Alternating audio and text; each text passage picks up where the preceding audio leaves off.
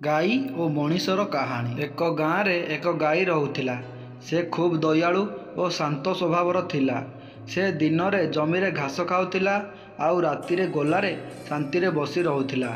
ଗାଈ ଯାହାର ଜୀବନ ଥିଲା, ସେଥିରେ ଅଧିକ ଇଚ୍ଛା ନଥିଲା। ଖାଇବା, ବଞ୍ଚିବା, ମାଲିକର ସେବା କରିବା। ତା'ର ମାଲିକ ଥିଲେ ଜଣେ ମଣିଷ। ତାଙ୍କ ନାମ ଥିଲା ମାଧବ। ସେ ଗାଈକୁ ବହୁତ ଭଲ ପାଉଥିଲେ। ମାଧବ ପ୍ରତିଦିନ ସକାଳେ ଗାଈକୁ ପାଣି ଦେଉଥିଲେ, ତାକୁ ଘାସ ଖୁଆଉଥିଲେ।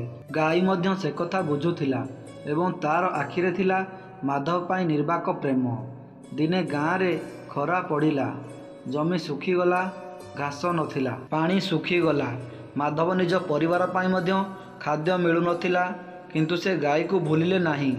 ଏକ ସନ୍ଧ୍ୟାରେ ମାଧବ ଚିନ୍ତା କଲେ, ଯଦି ଏହି ଗାଈକୁ ବିକିଦିଏ ତେବେ ମୋ ଘର ଚାଲିପାରିବ। କିନ୍ତୁ ତା'ର ମନ ମାନିଲା ନାହିଁ। ସେ ଗାଈକୁ ନିଜ ଜୀବନର ଅଂଶ ମାନିଥିଲେ। ଗାଈ ମଧ୍ୟ ମାଧବର ମନସ୍ଥିତି ଅନୁଭବ କଲା। ସେ ମାଧବ ପାଖକୁ ଆସି ନିଜ ଜିଭରେ ତାଙ୍କ ହାତ ଚୁମିଲା, ଯେପରି ଭାବେ କହୁଥିଲା, ମୁଁ ତୋତେ ଛାଡ଼ି ଯିବି ନାହିଁ।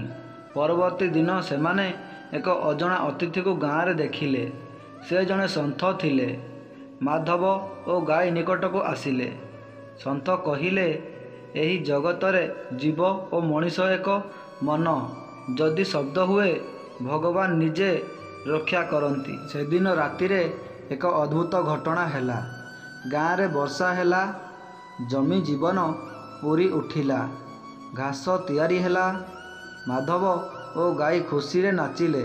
ମାଧବ ବୁଝିଲେ, ଦୟା, ସହନଶୀଳତା ଓ ପ୍ରେମ ହେଉଛି ମଣିଷର ସତ୍ୟ ଧନ। ଗାଈ ବୁଝିଲା, ମଣିଷ ଯଦି ମନରୁ ଭଲ ଥାଏ, ତେବେ ପ୍ରକୃତି ମଧ୍ୟ ତାଙ୍କ ସହ ସାଥ ଦିଏ।